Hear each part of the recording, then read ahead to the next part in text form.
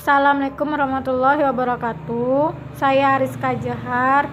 Di sini saya ada tugas kuliah untuk melakukan wawancara. Bolehkah saya minta waktunya Pak sebentar untuk wawancara? Ya, boleh. Terima kasih. Kalau boleh tahu nama Bapak siapa ya? Pak Jamal, Usia Bapak berapa? 45 tahun.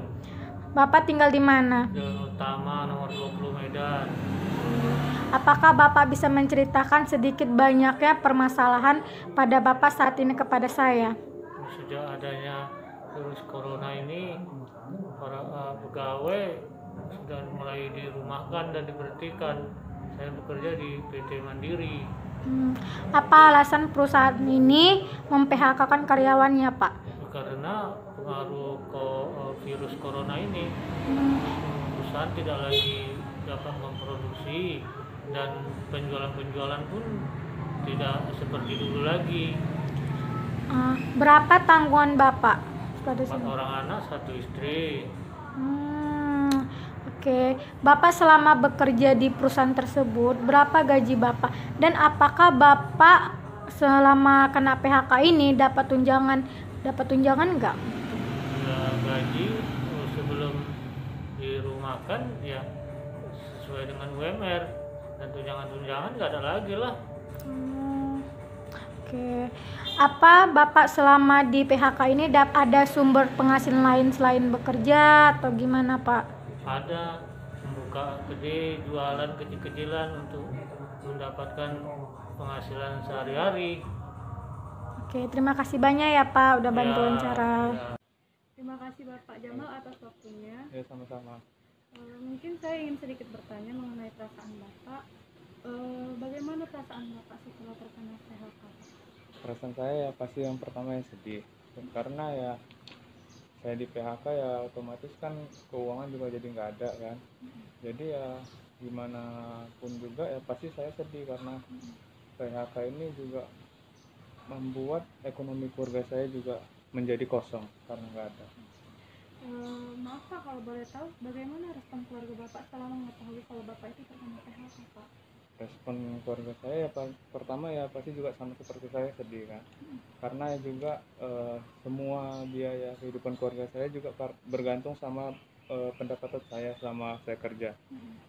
Saat ini saya di PHK ya, jadi otomatis pendapatan keluarga juga nggak ada, jadi ya otomatis ya sama-sama sedih lah karena PHK ini.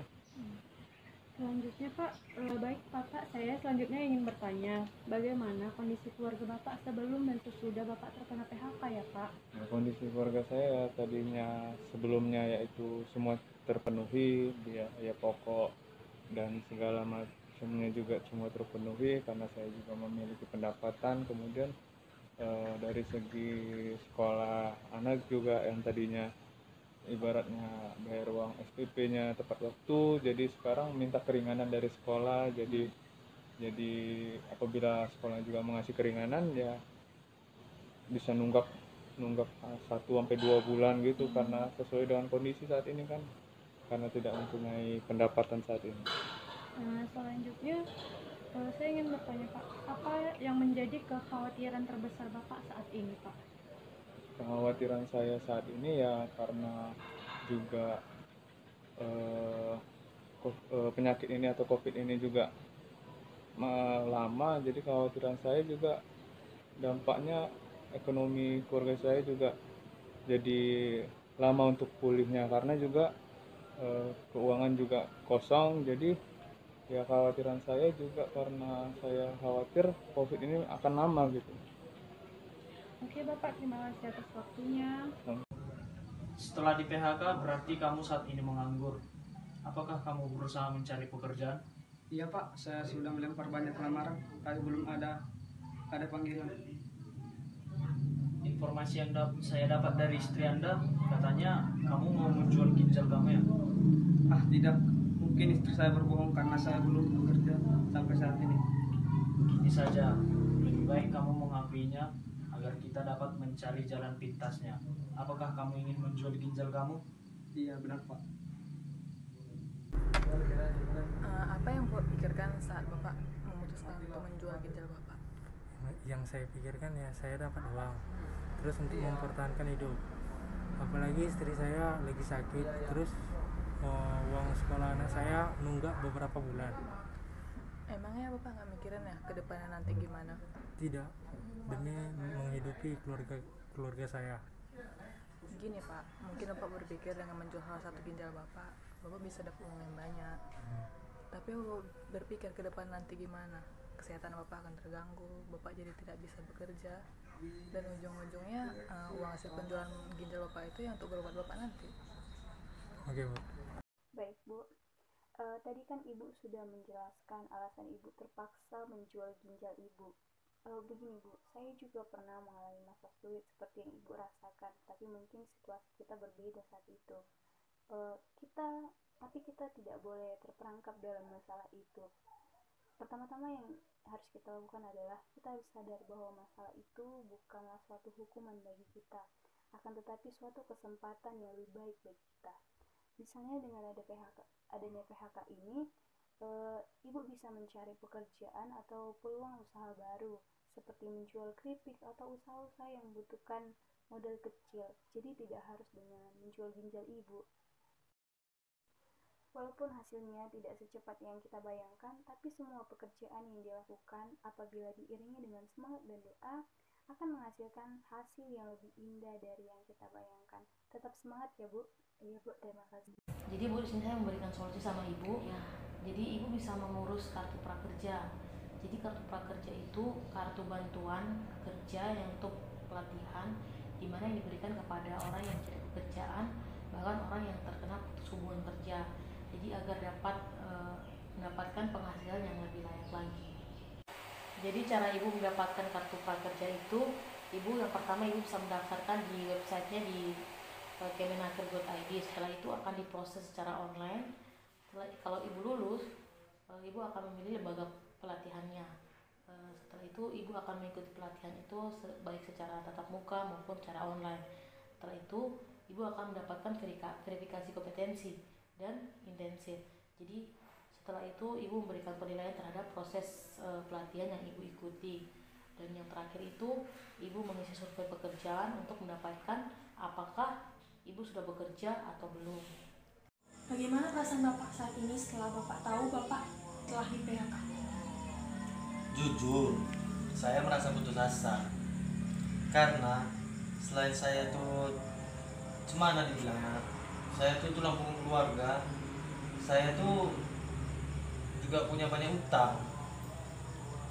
Pak, apa yang Bapak alami itu normal. Semua manusia itu pernah merasakan namanya putus asa. Jadi Bapak tidak perlu merasa bersalah dengan apa yang telah terjadi pada diri Bapak. Dalam situasi sekarang ini, yaitu di mana COVID ini, pandemi yang melanda Indonesia ini, sehingga dia di PHK akhir-akhir ini. Dan sebelum di PHK pun gajinya hanya 1,5 juta. Dan dia juga, bapak kami ini terlilit utang di luar. Rentenir ada yang menagih utangnya, sehingga kami hanya menerima 500.000 aja dari gaji bapak atau penghasilan bapak. Suatu saat dia pergi atau kemana sambil membawa ransel, saya tidak tahu dia kemana, dan kami sangat kesulitan untuk menafkahi keluarga saya ini, sampai saya harus pergi mencuci gosok ke rumah tetangga supaya mencari sesuap nasi atau mencari sekilo beras untuk menutupi kehidupan kami ini. Dan sampai sekarang berita bapak nggak tahu kami di mana, atau masih hidup atau sakit atau di mana saja kami tidak tahu sekarang. Dan menyelesaikan utang rentenir ini pun kami sangat kesulitan karena penghasilan tidak ada. Begitulah nak. Ibu jangan panik dulu. Iya. Kita carinya solusinya bersama-sama. Iya. Pertama, titik dari permasalahan ibu, kita menemukan bapak dulu terlebih dahulu. Setelah kita menemukan bapak, kita bersama-sama mendiskusikannya permasalahan ini untuk kebaikan keluarga ibu dan keharmonisan perekonomian keluarga ibu.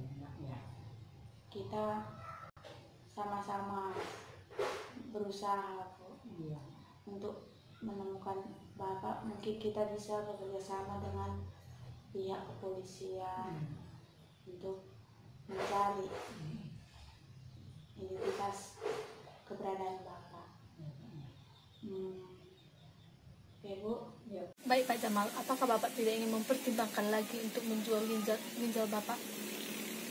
Saya tidak ingin mempertimbangkannya lagi karena pilihan lain sudah tidak ada lagi untuk mendapatkan pertumbuhan ekonomi bagi saya. Jadi keputusan untuk menjual ginjal itu sudah sangat bulat bagi saya. Dan apakah Bapak mengetahui akibat jika Bapak menjual ginjal Bapak? Saya kurang mengetahuinya, tapi yang saya tahu itu kalau menjual ginjal akan merasa cepat lelah. Cuman yang saya tahu cuman itu aja. Dan begini Pak, efek samping dari menjual ginjal tidak hanya Bapak akan mudah kelelahan, tetapi Bapak juga tidak akan bisa bekerja seperti mana Bapak memiliki 2 ginjal. Bapak juga harus mengatur pola hidup sehat Bapak, dan Bapak tidak akan bisa bebas seperti mana Bapak memiliki 2 ginjal. Itu sangat merugikan diri Bapak sendiri. Jadi solusi apa yang kamu tawarkan untuk memenuhi kebutuhan ekonomi saya? Menurut saya Pak, Bapak bisa menggunakan tenaga yang Bapak miliki selagi Bapak masih sehat untuk bekerja, atau Bapak bisa membuka usaha bersama istri Bapak. Usaha kecil-kecilan seperti menjual pulsa itu kan Pak tidak mempunyai modal yang besar, karena hidup sehat itu mahal Pak. Jadi saran saya Pak, sebaiknya Bapak mempertimbangkan keputusan Bapak tersebut sebelum Bapak menyesali di kemudian hari. Oh baiklah, terima kasih atas sarannya. Sama-sama. Jadi Bu, melalui program Kartu Prakerja, Ibu dapat menghasilkan penghasilan yang lebih baik lagi.